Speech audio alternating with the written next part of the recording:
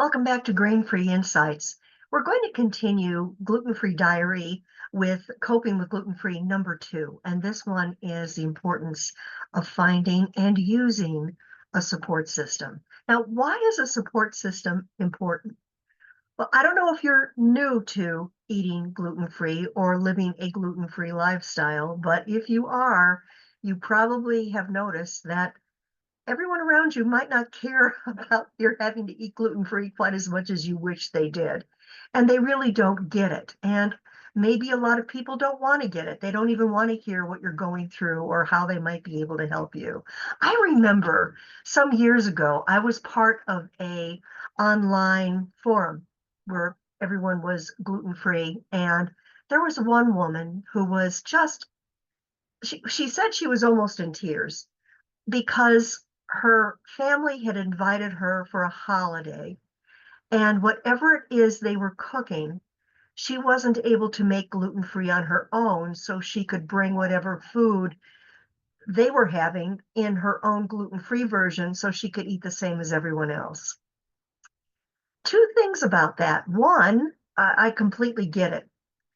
But it's also really common, especially in the beginning when you're going gluten-free, just to kind of expect the world to adapt to you and to really care about doing that.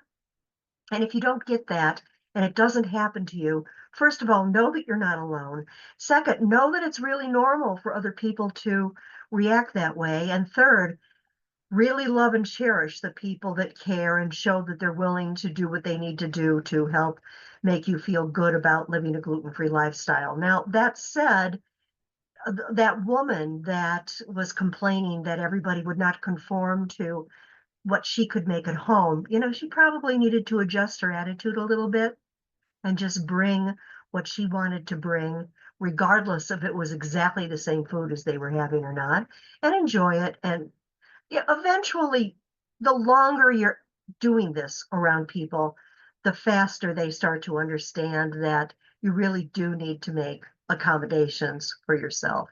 And if you are one of those people surrounded by a lot of people that really don't seem to care, they don't seem to get it, like I said, and it can be difficult coping with them, I have a wonderful book suggestion for you. It's written by Mel Robbins. You've probably heard of her. She's a New York Times best-selling author. It's called Let Them, and it is very comforting. In the book, Mel Robbins really gets what it's like to be surrounded by people that aren't always the easiest to live with, aren't always the most cooperative. It goes on and on. And she explains how to deal with that and how to overcome it simply by letting them be who they are and getting on with your life. I don't want to give you any spoilers, but if you have not read that book, it's available at every library. It's a big bestseller right now. You can also order it through Amazon. I'll link to it in the show notes, but it's definitely a worthwhile read. It's available as an ebook as well. I just want to talk a little bit. Let me pull up my notes here.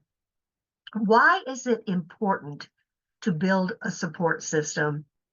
It can be a big one, a small one, in addition to needing people in your life who get it. There are other reasons that you want to be involved in a support system. One is that you deserve stress-free dining. Another is that you can learn about foods and trends and things that might be available that you weren't aware of. Another one is that when you're searching for that gluten-free recipe for whatever it is you need, yes, you can use ChatGPT. Yes, you can search for it on Google. But if you reach out to a community, you're probably going to find a better recipe, someone that has something really tried and true that they can recommend. It also helps you laugh through awkward moments. I did a video here not too long ago that's very tongue-in-cheek and very lighthearted about a guy named Dave that just keeps running into all sorts of gluten-free problems. I will link to it at the end of this video if you want to watch it. But you just sometimes need to laugh just to get through the day. And the last and probably the most important is no matter what, food should be fun.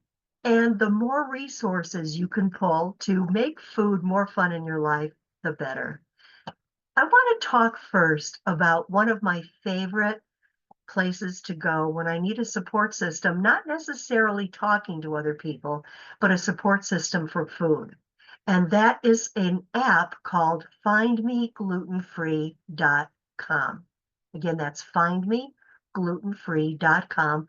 I'll link to it in the show notes.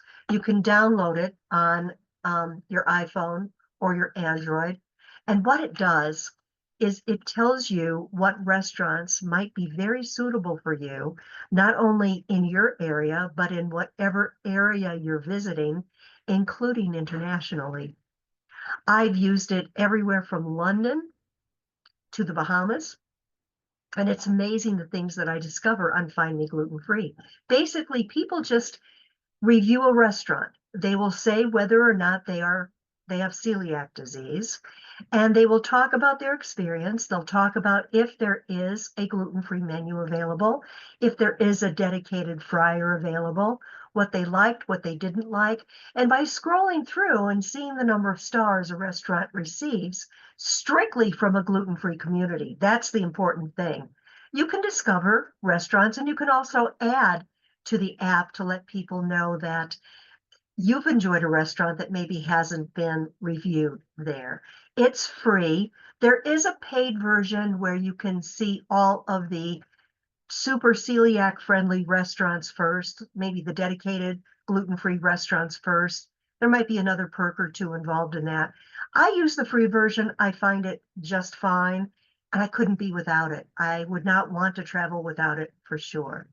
Another gluten-free tip I have as far as support groups go is go to Facebook and look to see if there is a gluten-free support group in your area.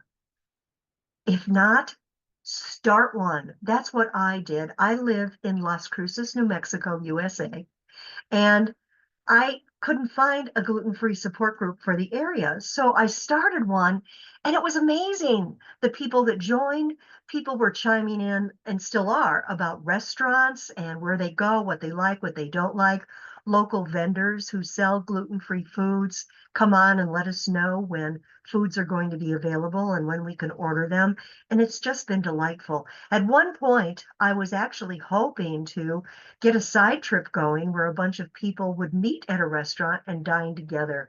I asked how many people would be interested in that, and a ton of people came back saying they were. Well, a bunch of things happened.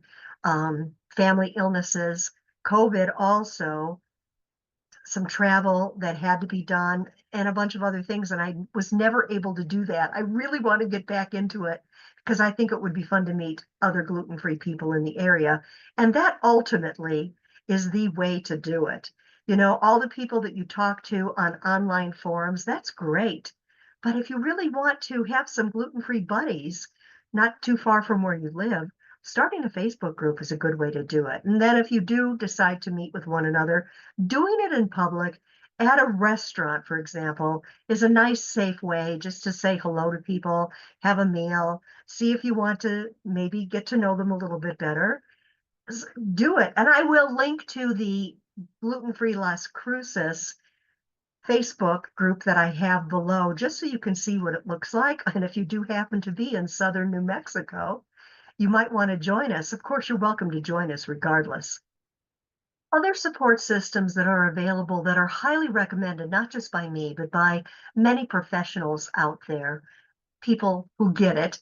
The Celiac Disease Foundation, they have a lot of helpful resources. They also have a directory of support groups. And Beyond Celiac includes forums. I'm looking away because I'm looking at my notes, research updates and resources for gluten-free living. And then there's the Gluten Intolerance Group. They give resources for navigating a gluten-free lifestyle, including certification for safe products.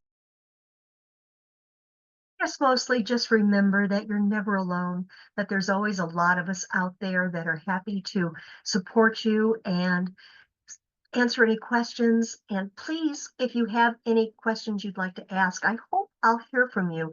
I really look for your comments and I care about them and I answer them.